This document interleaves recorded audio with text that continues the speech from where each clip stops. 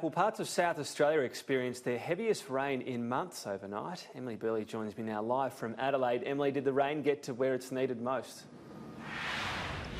Well, in some parts, yes, and other parts, unfortunately not. We'll start with the Adelaide metropolitan area where many people, I'm sure, heard the sound of rain on their roofs last night for the first time in a very long time. In fact, Adelaide had the most rain it's seen in 4 months.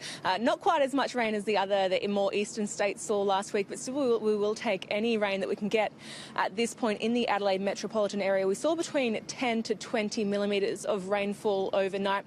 Looking at the Adelaide Hills, though, and in particular that Cuddly Creek fire ground, where that fire does continue to burn at a greatly reduced threat. We saw between 15 to 20 millimetres of rain. Of course, that's likely to be helpful for crews who are still on the ground working to mop up that fire and still putting out any hotspots. But elsewhere across the Mount Lofty ranges, we saw as much as 37 millimetres of rain overnight at Aldgate Creek. So certainly people in that area, particularly those in the agriculture sector, will be rejoicing this morning. But unfortunately, at Kangaroo Island, where our most significant fire continues to burn, very little rainfall there, only 2 millimetres overnight. But as I said, any rain is welcome at this time.